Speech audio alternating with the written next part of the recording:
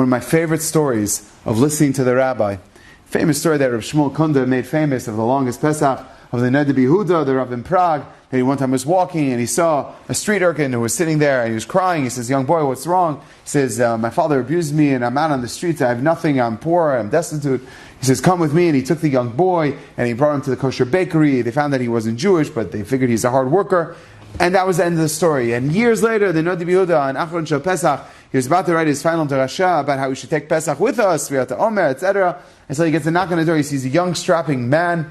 Yes? He says, "You may not recognize me, but I was that young boy years ago. What you did to me was you refused life, and I have a debt to repay you because I overheard that there are many people here who are very anti-Semitic, and they know that the Jews are going to start flooding the markets and coming to buy the rolls from the non-Jewish people.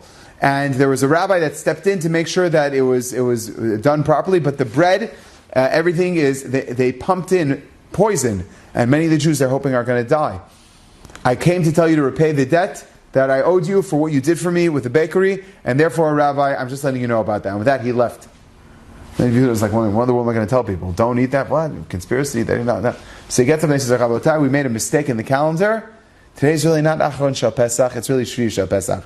And we have to wait another day." You imagine waiting Pesach one more day?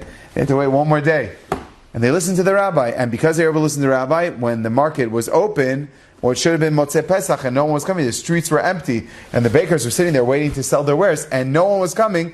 Suddenly the chief of police came with his dog, and he came with a whole entourage of police officers, and the Neder Yehuda was there as well, and he said to one of the bakers, "Give one of your rolls, give it to my dog." And the dog ate it, and the dog died on the spot.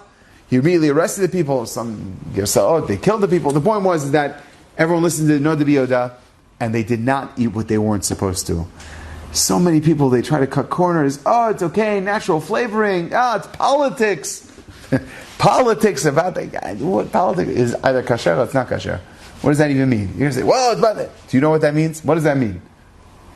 What does that mean? You ask the people, what do you mean when you're saying that? What does that mean? You feel comfortable? Would you invest money in something like that? Would you do something? I don't know. I mean, different people have different ideas of what it is. But if it's something that's very important to you, you kind of take a double take before you jump into something.